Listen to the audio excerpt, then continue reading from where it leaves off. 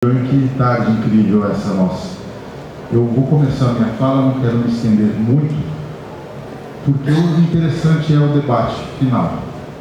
Eu começo rapidamente mostrando que a ideia, como pesquisador, e como mais um projeto que várias instituições devem estar pensando nesse instante sobre a cannabis, tudo que está acontecendo, um momento histórico para o país, a ideia é trazer aqui mais uma proposta, como tantas outras, que possa ser implementada, que possa ser testada e replicada, para que nós consigamos avançar com a cannabis no Brasil, com a maconha no Brasil. Tá?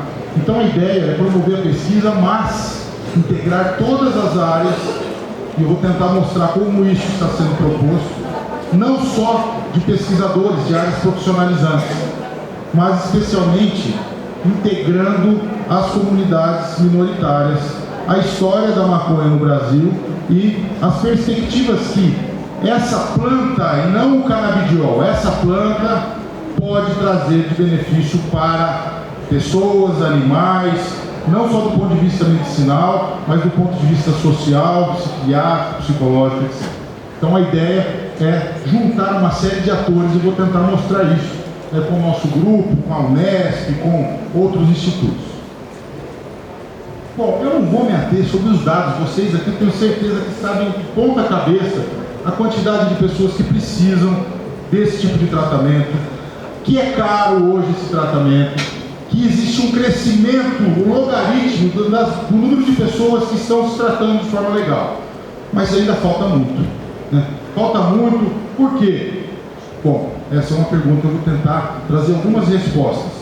Chamo a atenção aqui para Kaya Mind, que é um grupo que tem trazido muita informação do que acontece no Brasil, mas ainda é muito caro esse tratamento aqui.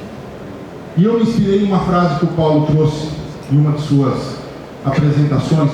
Por que a gente importa se não podemos plantar aqui? Por que nós não fazemos o nosso remédio? Eu acho que alguém tem medo do Brasil se tornar um dos maiores do mundo. E ele pode, tenho certeza disso.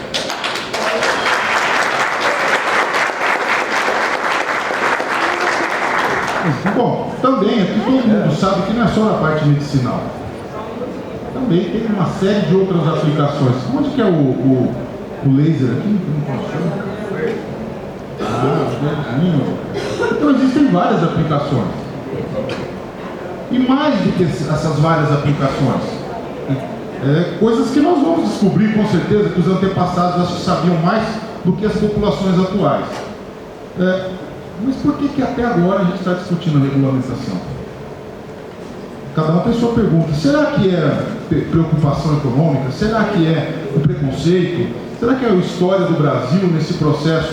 A escravatura foi a última a que o Brasil saiu na época da Lei Áurea, né? Mas o Brasil foi o último a legislar em favor, né, desse tipo de problema. E também está acontecendo a mesma coisa com a cannabis. Bom, eu vou tentar trazer... o primeiro a proibir.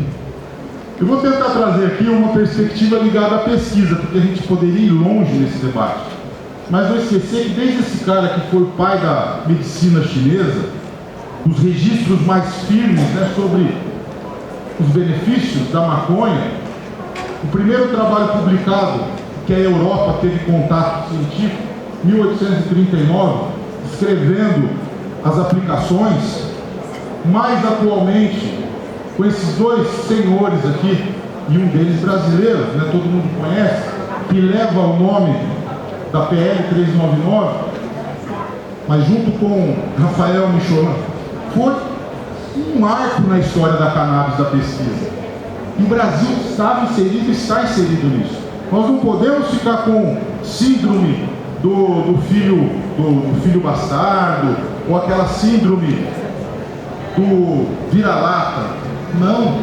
Nós temos importância no cenário, muito mais hoje, inclusive. Eu vou tentar trazer essa informação. Olha que coisa incrível, né? Publicação no mundo.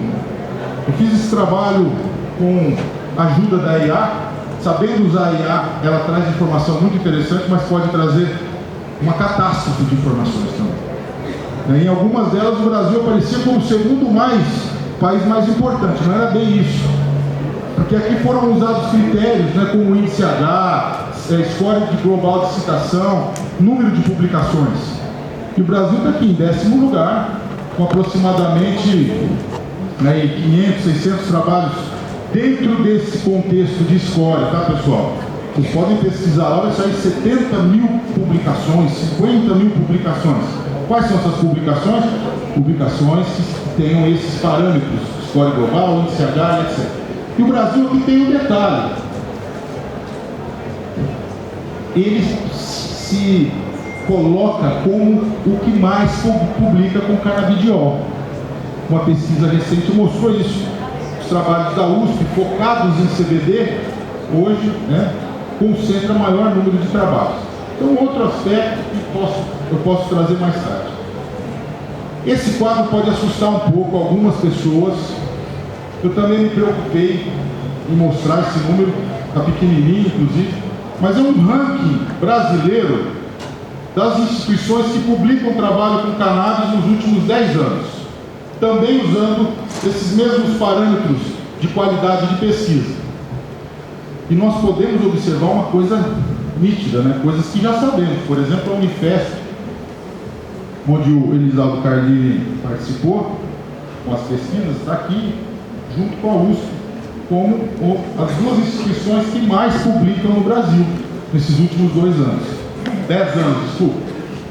A Unesp em 3º, a Unicamp em 4º, várias universidades federais e até a Embrapa também fazendo parte desse processo. Ah, professor, mas a Embrapa está publicando pouco.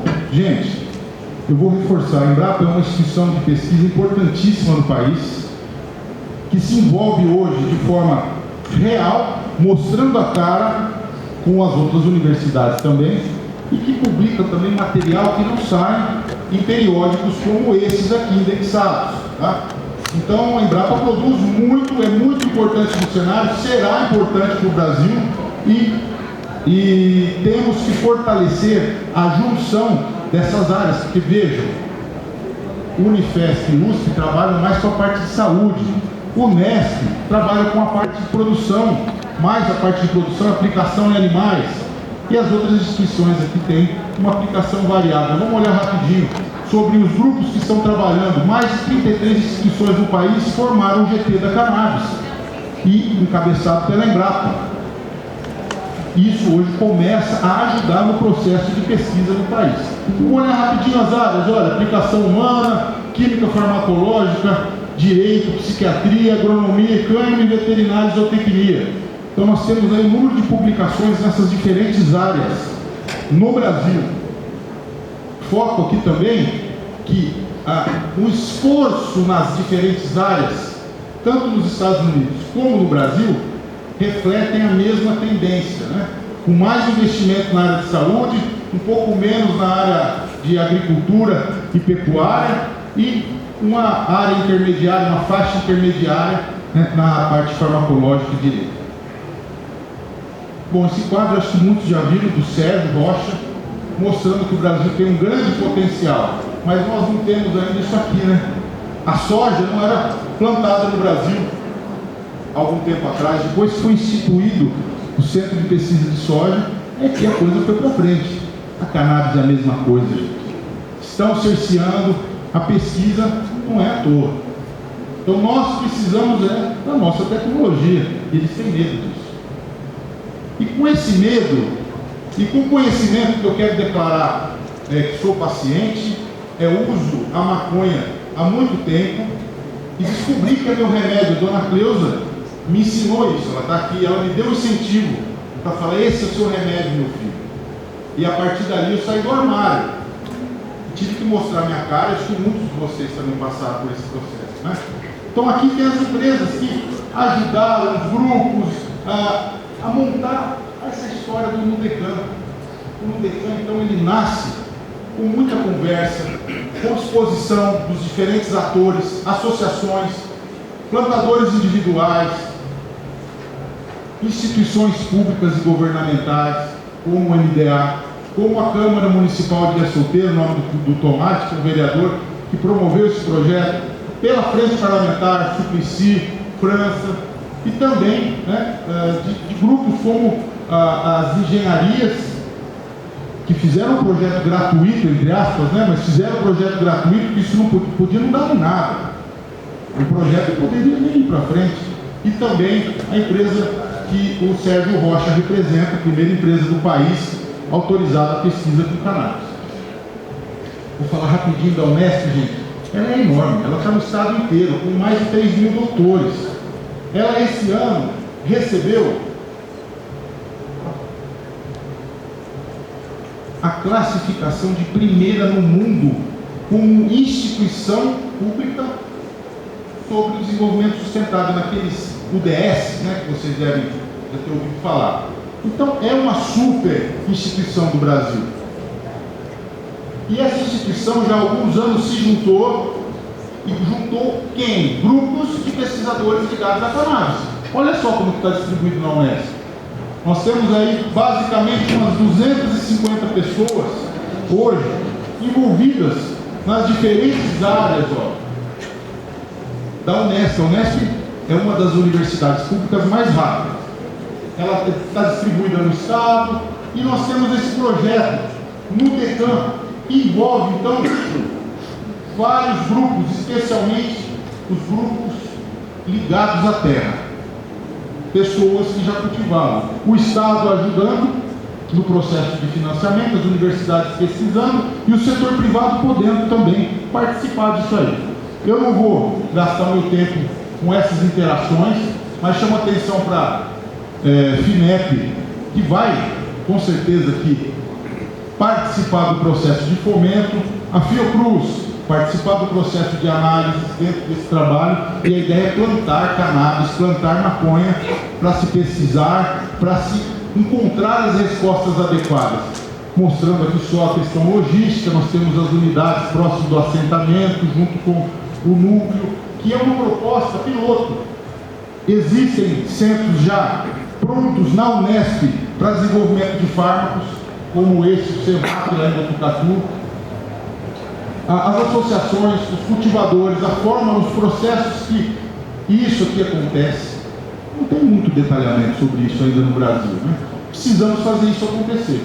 Eu vou terminando aqui, mostrando esse projeto de forma visual, onde teríamos inicialmente 16 estufas de 500 metros quadrados, áreas de laboratório para fazer pesquisa, o laboratório de extração da IFA, para tanto ser pesquisado nas unidades da Unesp como em outras instituições públicas, os alojamentos de alunos de pós-graduação realizarem suas dissertações e teses, e também a área animal, né, para pesquisa com animais, usando como suplementação, usando como melhoria do bem-estar. E o Ministério do Desenvolvimento Agrário chancelou essa proposta.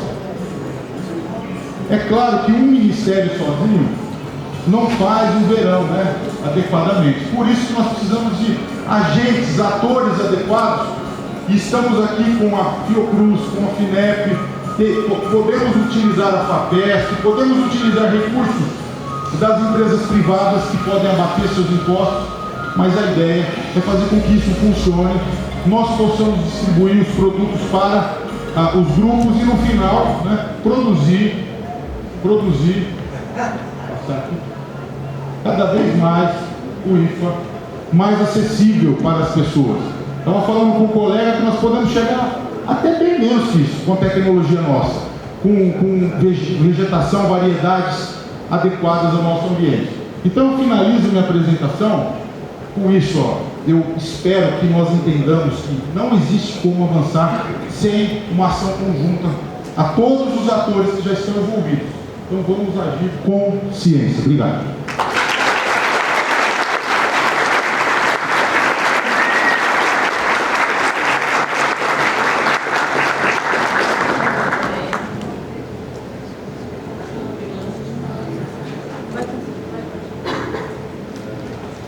Alô? Alô? Boa tarde, gente. É uma enorme alegria estar aqui com vocês. Eu queria começar lembrando um seminário de 2015, Paulo, que você teve presente, primeiro seminário que o Fiocruz fez sobre o tema maconha, né? O nome da seminário era Maconha, usos, políticas e interfaces para saúde e direitos.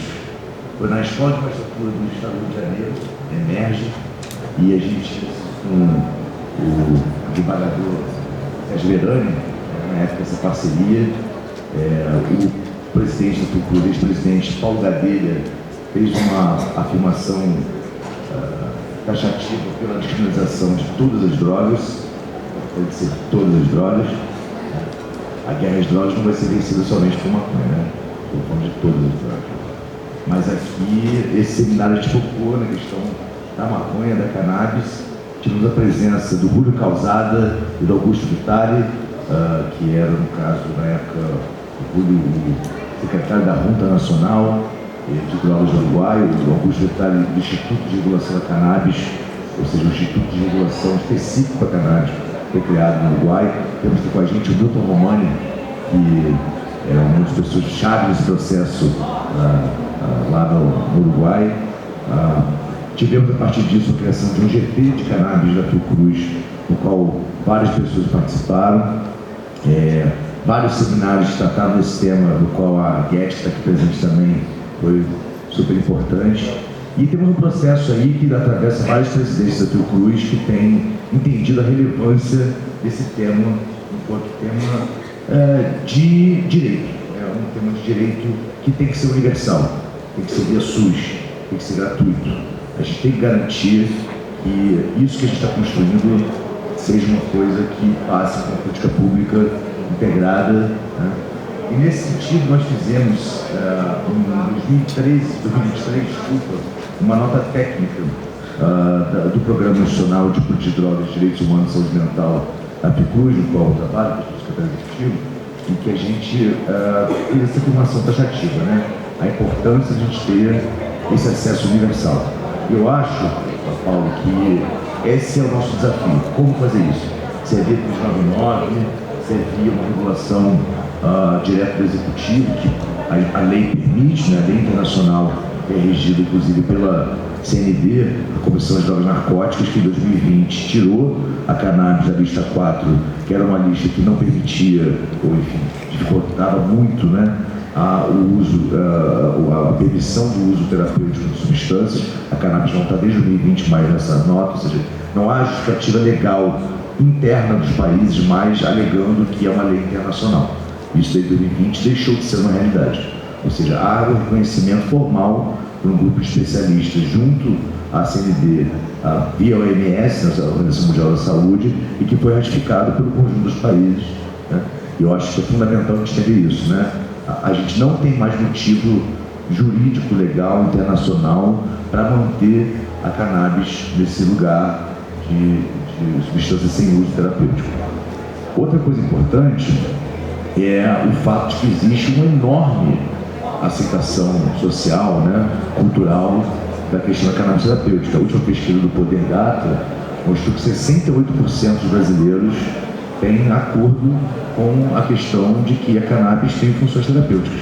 Isso atravessa a questão, obviamente, pelo número, linhas ideológicas, políticas de matiz, né?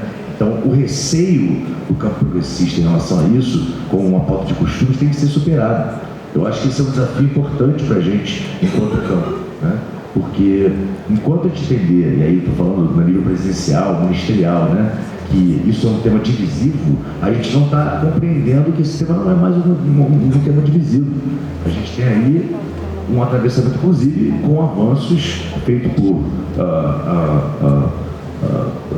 governadores, parlamentares do campo conservador, nesse tema especificamente, né? Agora, o debate é se a gente vai fazer isso de uma forma popular e social ou de uma forma, basicamente, que a indústria vai se favorecer. Que vai se dar esse processo, está se dando, né? O Trump agora mudou de ideia. Ele primeiro disse que ia legalizar a maconha, hoje ele disse que vai proibir todo o cânhamo a nível nacional. Bem Trump, né? Aquela coisa que a gente não entende muito bem para onde vai, né? Mas enfim, tem um avanço irreversível nesse tema, não só somente do uso do cannabis terapêutico. Eu acho que é muito importante articular isso dentro do campo, que é um campo da política de drogas, embora a cannabis terapêutica, estou falando de drogas em outro sentido, né? O fármaco tem um sentido de uso, pode ser possível no sentido que pode ser terapêutico, né?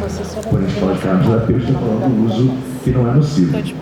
E está nesse campo. A chacina que aconteceu no Rio de Janeiro, o que o governo Cláudio Castro acha que foi bom, e aí outra contradição, 60 e tantos por cento da população também acha que foi bom, né? Essa disputa a gente tem que conseguir fazer, né? Mostrar que, primeiro, é ilegal, né? Não se pode matar por execução sumária, nem em barcos, nem na favela, mesmo pessoas que são, porventura, cometem atos de delitos, inclusive atos podem ser hediondos. Tem lei para isso. E você não pode assassinar as pessoas, né? E está articulado, né? Eu quero falar isso porque está articulado. Mas a Fiocruz está trabalhando com o sistema também.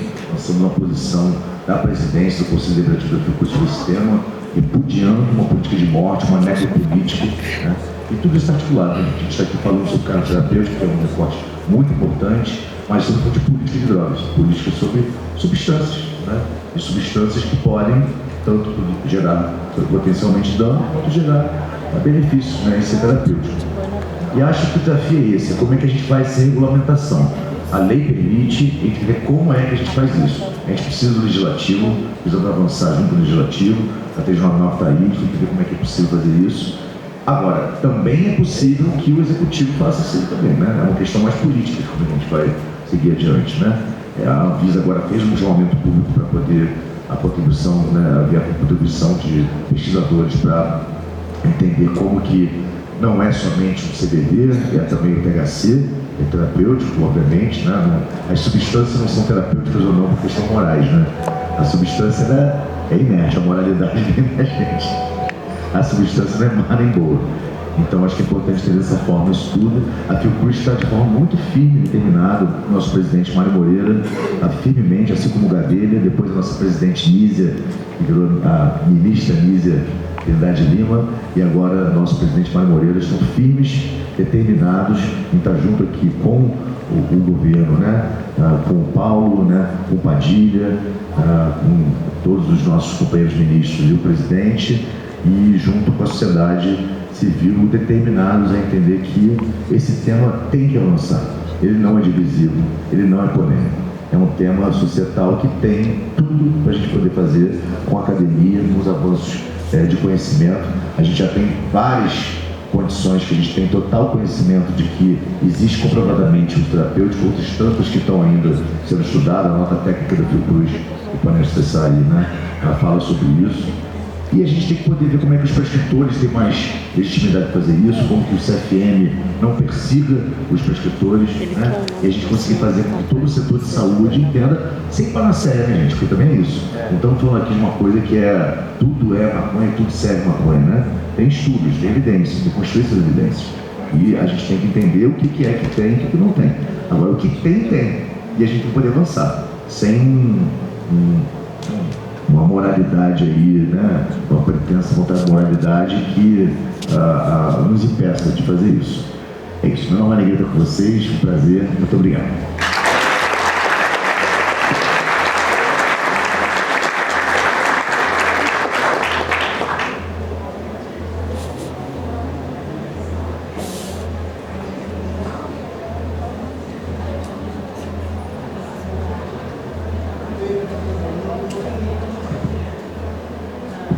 Então, agora aqui. Obrigada. Oi para todo mundo. Quero agradecer o convite, não posso deixar de fazer isso, porque talvez a primeira vez que a financiadora de estudo do projeto, a FINEP, participa de um evento desse porte com essa temática. Então, vou saudar também meus colegas aqui, esse luxo de estar aqui com o ministro Paulo Teixeira, o professor Marcos, a apresentação da Fiocruz. E eu não entro em nenhuma palestra sem saudar as mulheres pesquisadoras que estão aqui.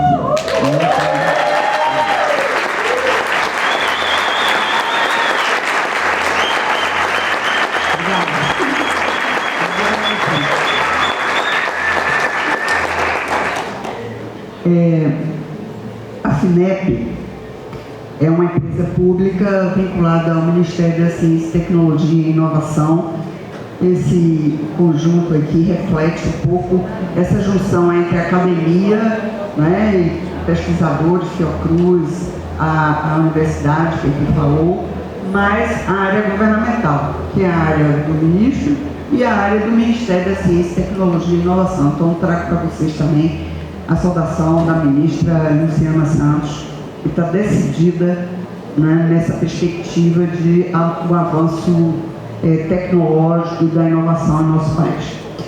Então, a FINEP busca, então, promover o desenvolvimento econômico e social do Brasil por meio do fomento público à ciência, tecnologia e inovação em empresas, universidades, institutos tecnológicos e outras instituições.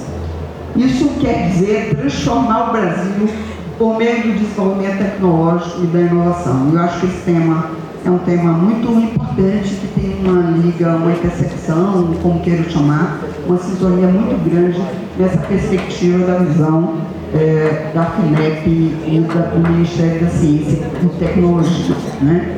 Então, o foco são ações efetivas, ações estratégicas, estruturantes de impacto para o desenvolvimento sustentável.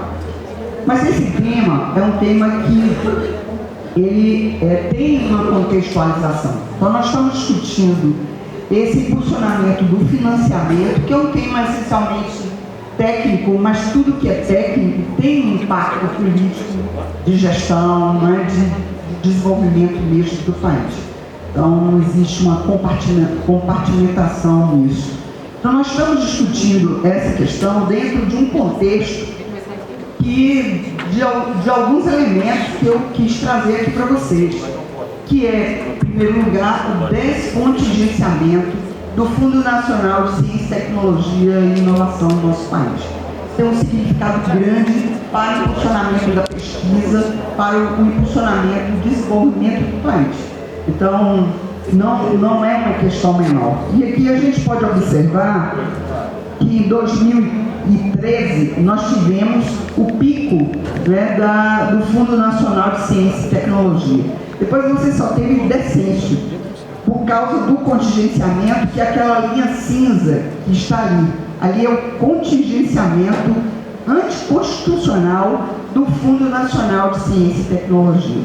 E agora, em 2023, quando o presidente Lula descontingenciou, né, o que estava contingenciado, impedindo o desenvolvimento da ciência no nosso país, né, do desenvolvimento tecnológico no nosso país. Então, esse é um contexto que pesquisadores e pessoas interessadas nessa temática, de um modo geral, né, pessoas que necessitam, né, do uso, né, do canabidiol, realmente devem levar em consideração a relevância para o país do descontingenciamento, uma medida de gestão, uma decisão política de gestão realmente importante, né?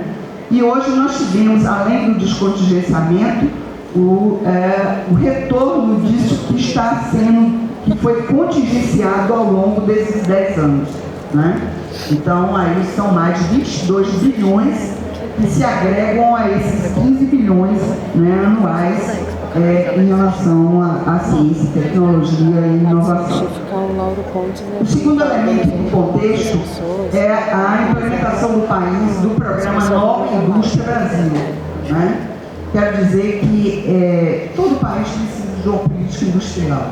Nós que estamos na área acadêmica ou profissional, mas assim, não podemos deixar de ver essa perspectiva.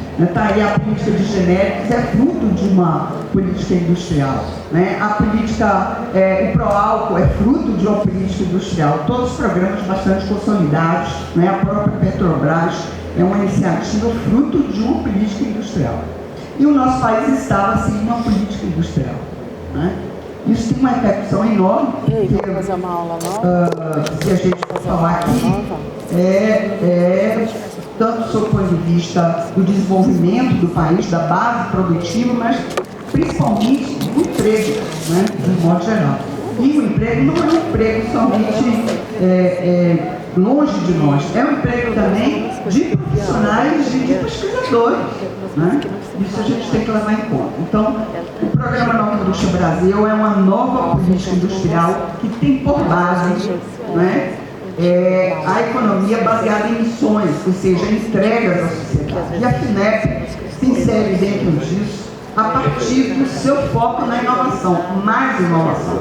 Então, é 5,16 bilhões até 2030 na inovação no país. Quero dizer, você que esses números são números só de disparada, de início, porque hoje a gente já está com 38 bilhões, não chegamos nem a 2030, investidos na inovação, já que o foco da FINEP é a inovação, diferente do BNDES, e além da inovação, cuida de outras, financia outras áreas de desenvolvimento do país, de base produtiva, né, até de commodities, etc. Então, a FINEP só financia a inovação. Mas por que eu estou falando isso? Porque isso é uma questão, usando assim a didática ali do professor, né? Porque essa é uma questão decisiva de financiar a inovação no nosso país, né?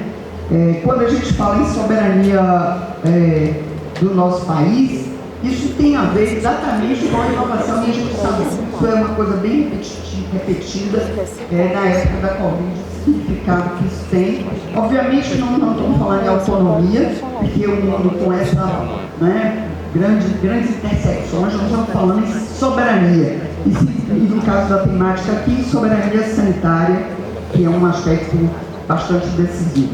Então, a FINEP tem esse papel, e eu acho que se insere no Programa Nova Indústria Brasil. São 6 missões, ou seja, é uma política industrial com base em entregas à sociedade. Eu destaquei ali exatamente a missão 2, que se refere ao complexo econômico industrial da saúde, que é o meu foco, né, enquanto profissional de saúde, que agora não mais na medicina, mas na área da gestão da ciência e tecnologia, né? Então, são cadeias produtivas prioritárias definidas por esse grupo de trabalho que envolve diversos ministérios, medicamentos e princípios ativos biológicos, vacinas, hemoderivados, terapias avançadas e dispositivos médicos. Então, hoje, por exemplo, tem a possibilidade de você discutir terapias avançadas usando, né, o desenvolvimento do canabidiol, por exemplo, né? Então, são muitas perspectivas que nós estamos falando sob o ponto de vista dessa inserção dentro da política da nova indústria, do Programa Nova Indústria Brasil. Então, o Complexo Econômico Industrial da Saúde é um arranjo sistêmico que articula setor produtivo, científico e tecnológico de serviços ligados à saúde, com o objetivo de entregar políticas públicas, saúde, ciência, tecnologia, inovação e desenvolvimento industrial.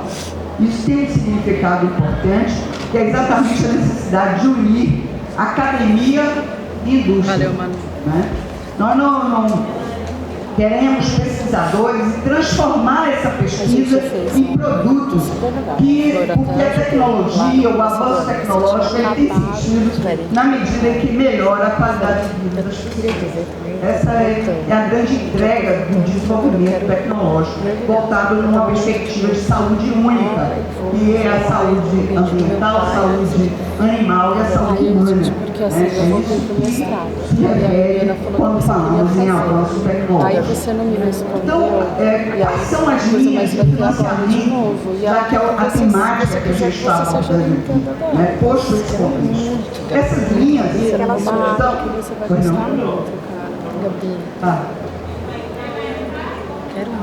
essas linhas se referem, né,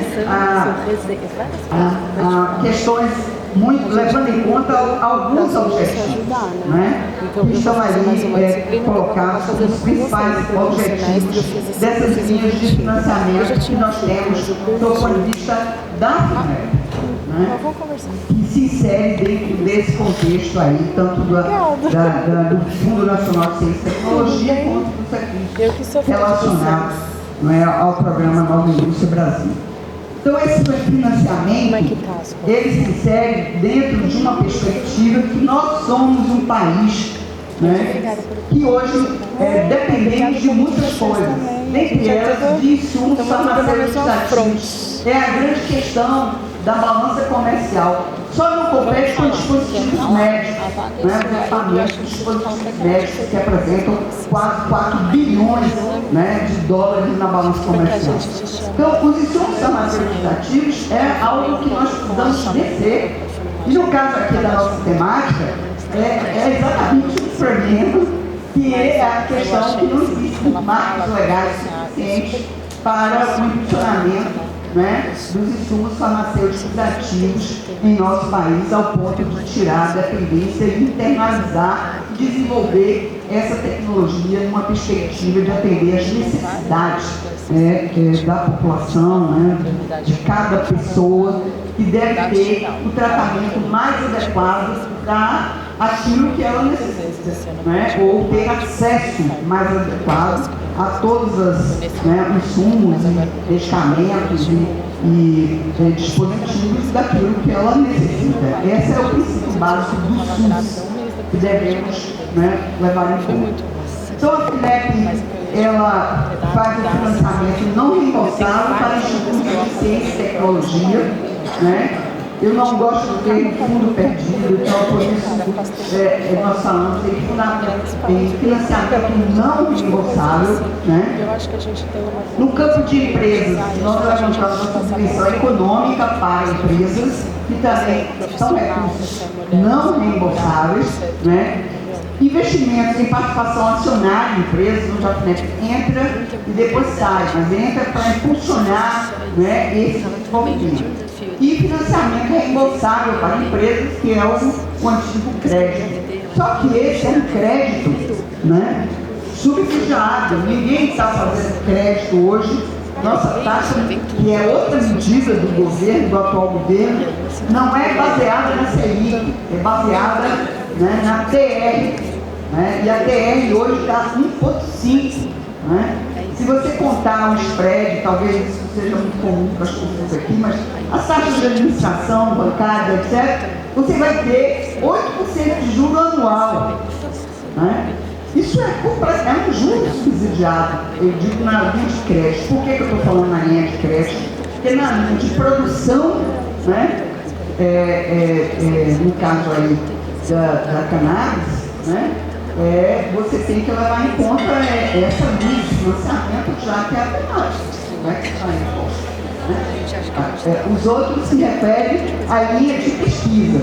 Né? Mas nessa linha de crédito, efetivamente se refere à linha de produção, da base produtiva, né, da cannabis em sua variedade, né, na sua escolha ativa ou outras, que possam efetivamente dar seguimento, né, à produção do IFA para isso resultar num produto que a população possa ter acesso de acordo com as suas necessidades. Então, essas são as principais formas, vamos chamar assim, de financiamento, né, cumprindo aqui, eu acho que pouco pegar bastante essa coisa de financiamento, né? A gente também pode fazer isso na área lá do Ministério do Desenvolvimento Agrário, mas aqui na área do Ministério da Ciência e Tecnologia, essas são as formas aí de financiamento. Isso envolve apoio a projetos em todos os estágios de inovação. Quem aqui pesquisa sabe que envolve, hoje tem uma classificação de inovação, de pesquisa e inovação que se chama TRL, né? Que vai desde o básico até ele chegar lá para viabilizar o produto, né? TRL 9, né? Então, vai desde a pesquisa básica, com o Instituto de Ciência e Tecnologia, criação de startups, né? Que principalmente as startups de base tecnológica que dão esse neologismo aí de tech, né? Mas não é big tech, é deep tech, principalmente elas, e atividades de inovação em pequenas, médias e grandes empresas. Quem lida com essa temática tem que realmente abrir esse universo e fazer dessa questão que envolve financiamento, né, dessa temática em nosso país, que necessita também de um marco legal, né? Avanços foram citados aqui pelo colega do Fiocruz, pelo professor. No caso aí da Anvisa, que é o do Ministério de Ciência da Saúde, é um avanço que se cria uma espécie de repositório com os estudos que estão acontecendo no país, para que se possa estabelecer normas regulatórias, que é essa iniciativa da Anvisa recente, agora de novembro, né? Tudo tendo vista marcos regulatórios, né, em nosso país para a pesquisa, para a produção, né? E também, no caso aí, para a atividade produtiva em si, não necessariamente de pesquisa, mas, né, da produção da planta. Então, atividades, essas são linhas de financiamento que nós consideramos decisivas, né? E na atuação nessa área, né, nós usamos algumas estratégias de financiamento, né, que envolve fortalecer a pesquisa clínica para avanços na saúde, apoiar o desenvolvimento de fármacos, né, e ampliar a capacidade nacional de condução dos ensaios clínicos. Isso é uma questão hoje decisiva. Aliás, hoje a gente tem um marco da pesquisa clínica no nosso país, né, que também é recente, né. Eu tive recentemente no FICLIN, discutindo com a Fiocruz também, né, essa questão do marco regulatório da pesquisa clínica em nosso país, que é algo decisivo para o avanço também nessa área. Por fim, né, aí está na área da saúde, eu queria trazer aqui, nós lançamos 2 editais que se referem também a essa temática, né, em 2024, e vamos lançar agora, já estou antecipando aqui, em novembro até março, mais chamadas públicas, que envolvem tanto os institutos de ciência e tecnologia, como empresas, né? Então, tudo isso se refere ao impulsionamento do financiamento, né, na área. Pesquisa tem que ter financiamento público, né? Como é que você começa a base, mesmo que tenha outros financiamentos, mas sem dúvida nenhuma para fazer esse avanço. Então, daí, e aqui alguns projetos que foram apoiados pela FINEP a partir de 2024, que eu destaco, né? Fiz um destaque aí desses projetos que foram apoiados, todos na área, tanto da cannabis medicinal, mas ensaios clínicos para comprovar a segurança e eficácia do extrato de cannabis sativa, né? No transtorno do espectro autista, que é o mais tem colocado, não são todos, né, do espectro autista que se beneficiam com isso, obviamente, mas a gente tem financiado somente medicamentos inovadores à base de canabidiose, como alternativa para tratamento de doenças neurodegenerativas, também, que é um outro viés da pesquisa, né, nessa área, que a gente tem financiado, e na parte de inovações de produtos, né? Então, eu pensei alguns exemplos, porque é sempre bom a gente ter concretamente por onde está indo esse tipo de financiamento. Não são somente esses projetos. Peguei exemplos de projetos muito estabelecidos, tanto no Sudeste como no Nordeste, que é outra visão que nós temos, que para desenvolver o Brasil, superar as assimetrias regionais, né, com vistas ao desenvolvimento brasileiro, soberano, com foco na inovação no nosso país. Então, daí, essa é a participação da FINEP aqui. A gente está à disposição, tanto em Brasília, que é a sede institucional, que eu estou na direção, como também no Rio de Janeiro, que é a sede operacional da FINEP. Estamos à disposição para essa temática, que consideramos que é uma temática importante dentro desse contexto hoje do país de desenvolvimento tecnológico com foco na inovação. Obrigada.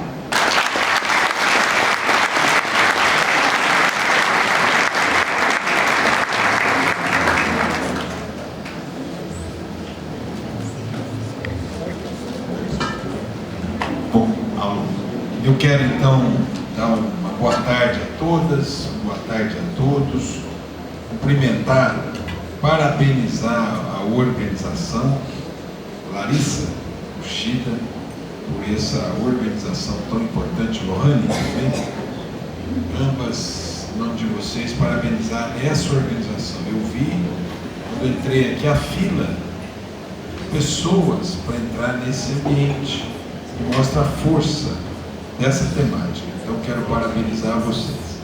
Eu quero também cumprimentar a Julieta, o Marcos, Chiquitério, o Francisco, e me permitam também cumprimentar meu querido Eduardo Suplicy forte nessa temática.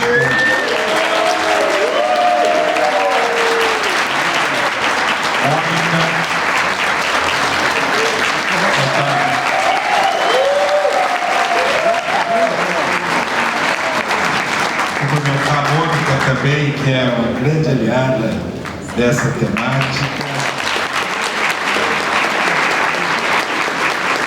Aqui tem vários segmentos, mas a universidade também, quero cumprimentar as pessoas da Reizinha, da Universidade Federal de Goiás, que está aqui presente. A Margarete Ukemi, que é do Mackenzie, que está aqui presente. E eu quero cumprimentar o Michel Arandon também, que está aqui presente. E eu queria dizer para vocês, está aqui também o Adroaldo, que é diretor do Sindicato dos Metalúrgicos, do ABC. Então, o pessoal tem mais... É muito importante.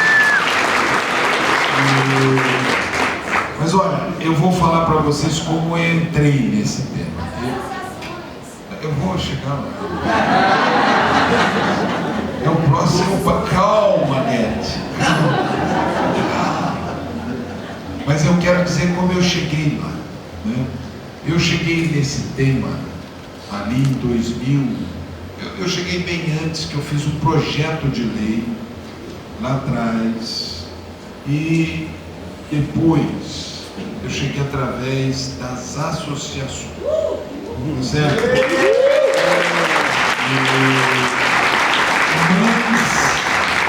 Mães, pais, avós que cuidavam dos seus filhos e netos que tinham múltiplas convulsões. Crianças que tinham 10, 20, 30, 40, 50, até 100 convulsões. E eu me lembro que uma pessoa que foi muito importante entre as mães, a Margarete, que está aqui, ela foi muito importante nesse processo.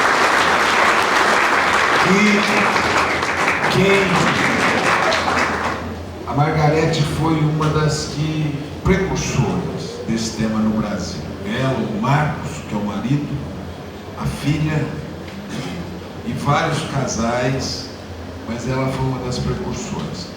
E juntos nós fizemos um encontro na Cinemateca com as famílias. E o cientista que naquele momento abriu o debate no Brasil foi o Dr. Elisaldo Carlini. Eu quero parabenizar e homenagear você, Solange, que junto com ele, o Sidney junto com ele, fizeram esse debate no nosso Brasil.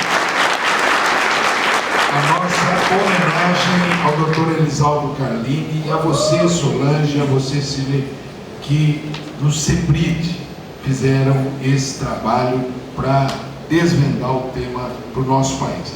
Nós fomos na Anvisa pedir autorização para importação de remédios. Importação de remédios. Olha o estágio que nós estávamos naquele momento. E eu me lembro que o Dr. Carlini falava, nós temos que produzir aqui, nós temos que ter aqui uma produção.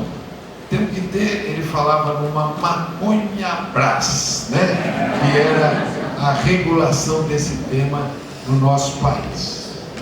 Bom, mais tarde eu fiz um projeto de lei em 2018 que ele é muito mais amplo do que o tema propriamente do uso medicinal. Eu trabalho outros temas, outros usos, trabalho a descriminalização Mas, em 2018, o então presidente da Câmara, Rodrigo, ele me disse o seguinte: olha, nós vamos criar então um grupo de trabalho e vamos nos cingir ao tema do uso medicinal.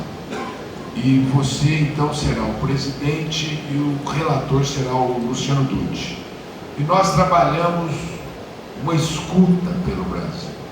As associações quase todas passaram pelo Congresso Nacional. Os cientistas também. O Brasil teve uma escuta muito importante. E quando nós fomos aprovar o projeto, o então presidente da República, Jair Bolsonaro, ele chamou os membros da comissão para virar ao lado dos membros da comissão. Ele tirou quase que 10, nós éramos para ter 30 pessoas favoráveis, 35. Ele foi tirando, foi modificando, até que o último que ele chamou no Palácio, e nós então paramos a votação até ter certeza que essa pessoa votaria conosco. E ganhamos no voto do presidente, no encaminhamento, e no voto do relator, ganhamos no empate. E ganhamos deles, tá certo? O que é o 399? Quero discutir aqui. O 399, ele tem várias camadas de regulação. Uma camada de regulação é para pesquisa científica, autoriza o plantio no Brasil para pesquisa científica. Uma segunda camada é uma camada de regulação autorizando as associações a plantar no Brasil para os seus associados, e a gente usa a regulação das farmácias vivas, que era o que tinha de mais flexível naquele momento para as associações. Uma terceira camada que nós regulamos foi da indústria farmacêutica, certo? E nós também fizemos uma regulação para o uso veterinário e fizemos uma regulação para o uso industrial do cânibal. São maldosos maconheiros. Vai chegar lá. Petralha, eu vou chegar lá. Calma, Petralha. E naquela época o relator me disse o seguinte, o relator disse a mim: Paulo, eu tenho um limite. O relator me disse: meu limite é o autoplantio. Ele disse: eu não vou no meu relatório colocar o autoplantio. Eu falei: eu colocaria, mas respeito a tua opinião. E eu tenho uma coisa, como você colocou, que você não vai flexibilizar esse tema, tem um que eu não flexibilizo, que é o tema das associações. Eu quero a regulação mais flexível possível para as associações. Por quê? Porque são as associações que estão protagonizando esse tema no Brasil e tratando do povo brasileiro. Então agora nós não podemos prestigiar outros segmentos senão das associações. Nós ganhamos aquela votação e um grupo fundamentalista recorreu ao plenário, porque quando você ganha uma votação na Câmara terminativa numa comissão especial, o projeto vai direto para o Senado. E esse grupo fundamentalista, ele recorreu ao plenário e está pendente de recurso no plenário. E aí eu quero fazer algumas considerações de natureza política com vocês. Primeiro, eu quero dizer o seguinte: eu, quando comecei minha militância política, eu tinha 17 anos, 1980. E com 17 anos eu achava que a história, como dizia a música do Milton Nascimento, era um carro alegre, cheio de um povo contente, que atropela indiferente todo aquele que a negue. E que ela teria um ciclo de evolução, sempre avançando. Mas hoje, com 64 anos, eu não acho isso. Porque eu vivi um processo no Brasil em que o presidente da República presidiu esse país negando vacinas de Covid, mas um conjunto de vacinas. É um movimento mundial que nega a validade das vacinas. E é por isso que voltaram doenças que já tinham sido extintas na humanidade. E nós vivenciamos isso. Eu vivo num tempo em que o presidente dos Estados Unidos não compareceu na COP30 porque ele não acredita que tenha uma crise climática, apesar de tudo que a gente está vendo. E é por isso que eu acho que nós deveríamos avançar. E o avanço, na minha opinião, seria derrotar o requerimento, ir para o Senado, reabrir esse debate no Senado e, ao reabri-lo no Senado, flexibilizar ainda mais a possibilidade das associações cooperativas produzirem para o nosso país, inclusive fornecerem para o SUS. Por que eu acho que devem fornecer para o SUS? Eu sou de uma área que o agro é muito forte. Eu sou da agricultura familiar.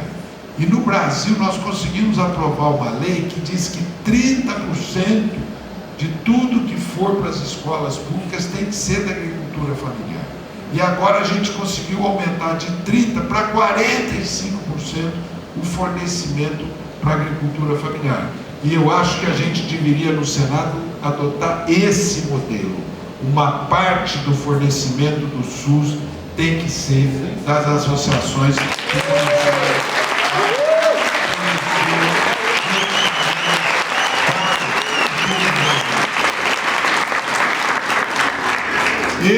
E as farmácias vivas? As farmácias vivas. Qual é a pertinência da minha área? A pertinência da minha área é que na minha área tem um programa de plantas medicinais, fitoterápicos. Portanto, essa é a pertinência de ali. As pessoas, às vezes, me perguntam por que o governo não regula? O governo está numa disjuntiva, porque na medida que o STJ mandou regular com um limite de THC, eu falei para a ministra Regina Helena, eu falei, ministra, não dá regulação assim, porque essa planta é o full espectro, não é isso? Essa planta, você não pode limitar o teor de THC para certos estágios em certos pacientes com determinados problemas. Portanto, esse limite que o STJ fez, quando o meu ministério foi consultado, um burocrata lá mandou uma opinião, eu falei, tira essa opinião. E aí agora a opinião do meu ministério é: a regulação tem que ser do tamanho do 399, porque lá não tem limitação de THC. Nós não podemos limitar no medicamento um componente importante para a saúde da população. E é por esse aspecto que eu acho que nós devíamos acelerar.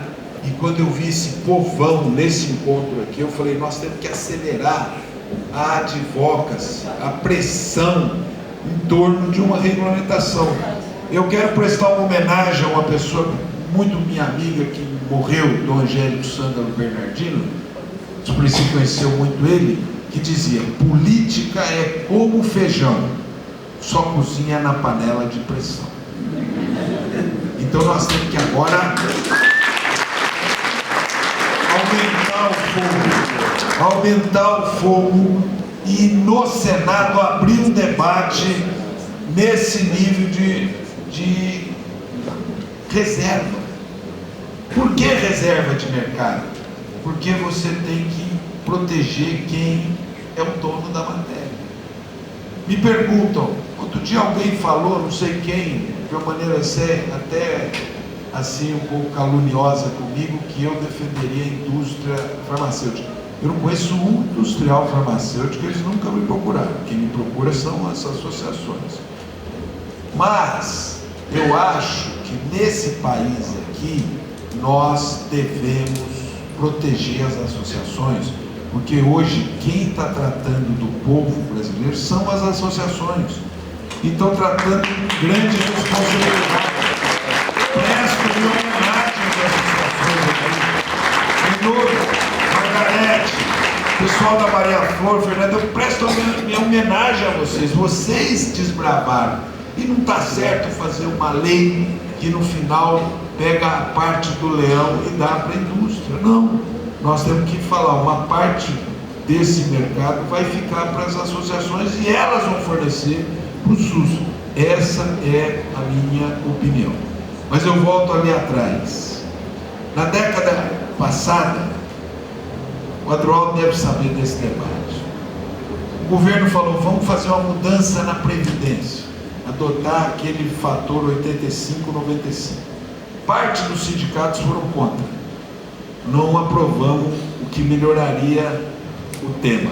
Veio a reforma previdenciária e cortou o direito previdenciário do nosso povo. Então eu sou por a gente enfrentar esse tema no Congresso Nacional agora, e eu vou falar o que aconteceu essa semana. Semana retrasada nós fomos com várias associações, o Suplicy foi junto, o Enor estava lá também, a Mônica, a Gabi, nós fomos com as associações e pedimos ao presidente, põe em votação. O presidente botou nessa semana, eu falei, não, presidente, não. Essa semana não tem votação presencial. Essa semana os parlamentares estão na COP. Nós temos que fazer, um dia que tiver votação presencial, os parlamentares estiverem lá e a mobilização toda junto. Nós vamos derrotar os fundamentalistas, tá certo? Eu aprendi com o Sidônio, que você conhece muito. O governo perdeu aquela questão do IOF, vocês lembram? Quando perdeu a questão do IOF, a área de comunicação, o Sidônio Palmeira, de comunicação, falou, e o Fernando Haddad disse, vamos para cima deles. E fez uma campanha, ganhamos na opinião pública, ganhamos no Supremo Tribunal Federal e ganhou o tema do IOF, ganhou agora a desoneração do imposto de renda e taxar o andar de cima.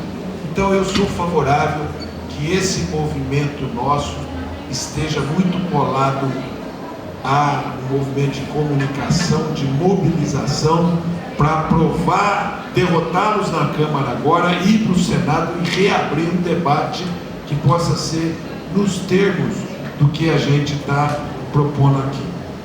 Eu estou vendo ali um amigo querido, quero prestar minha homenagem a Pepe Mujica. Pepe Mujica. Mujica é uma das pessoas mais generosas da nossa geração, mas ele tinha um semblante muito mal-humorado, né? E um dia eu cheguei no Rio, comecei a falar sobre cannabis com ele, ele começou a rir, ele começou a ficar alegre, e ele falou, olha, os espanhóis, os portugueses, quando vieram com as caravelas tinham cânhamo, tá certo? E portanto, não dá num tempo como o nosso tratar uma planta com esse preconceito, como se nós tivéssemos preconceitos aos opioides. Na verdade, isso é parte do preconceito à ciência, parte do preconceito ao avanço da ciência. E a alegria. E preconceito e vamos falar a verdade, quem está ligado ao crime no Brasil hoje, eu não tenho dificuldade de falar isso em público.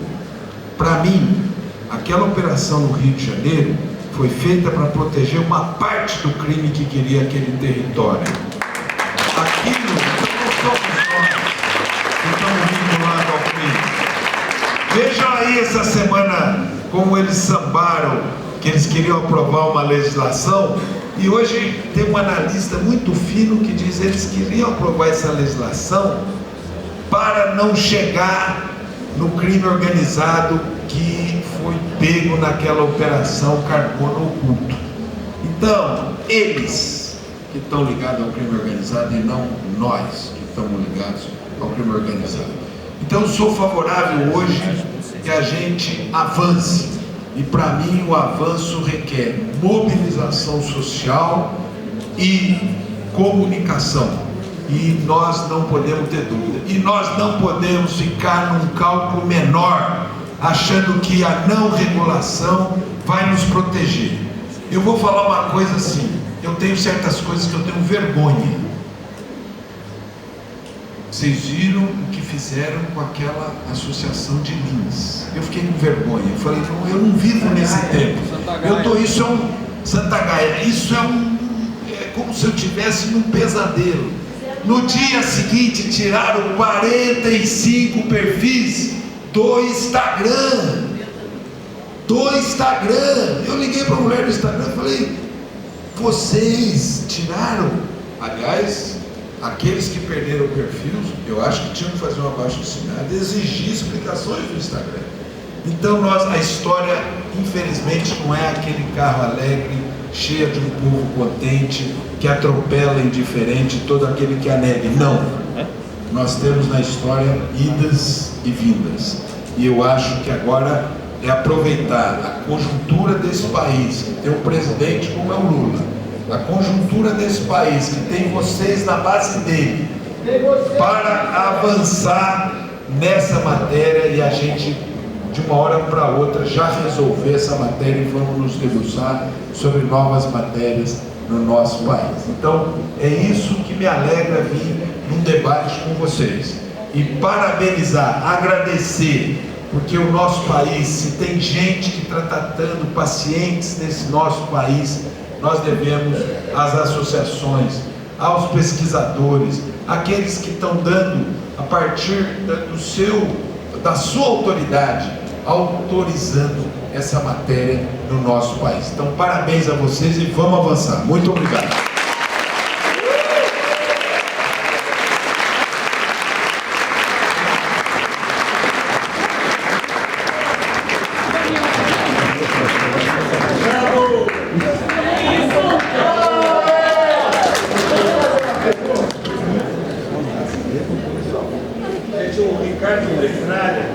Meu nome é Ricardo Petralha e eu vim aqui porque eu sou maconheiro. Eu vim aqui porque eu sou fã desse homem aqui. Sou fã, já briguei muito com ele. E vou continuar brigando se o autocultivo não foi implementado no nosso país. Mas agora eu estou com as associações, porém, eu só queria fazer um lembrete aqui, que nós somos mais ou menos mais de 600 mil pacientes de cannabis medicinal. Agora nós somos 10 milhões de maconheiros pretos, pobres, que estão levando porrada da polícia por causa de uma planta. Então, para se resolver esse problema, né, Cleusa? A gente tem que é tudo muito complicado. Tem lei para cá, tem universidade para lá, tem Fiocruz, maravilhoso o trabalho de vocês. Mas, como eu estava dizendo, a gente está deixando a alegria para lá. Cannabis é medicinal, mas desencarcerar também é medicinal.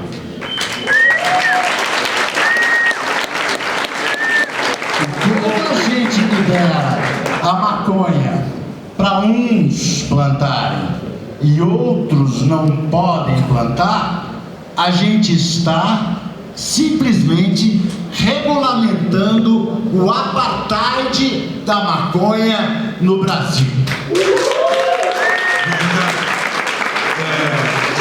A própria lei de drogas. Você fez uma lei muito legal e o Luciano Tucci te sacaneou. Viu? Não vou brigar com o Luciano aqui, que ele é meu aliado. Vem cá.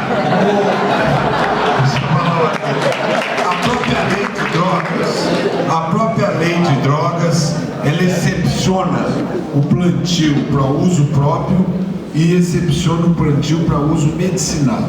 Esse tema que eu acho que teria que ir para o Senado nessa nova fase. E por último, me alertar aqui que eu esqueci de falar. Nós estamos abrindo o cadastro de agricultor familiar para as associações no nosso Ministério.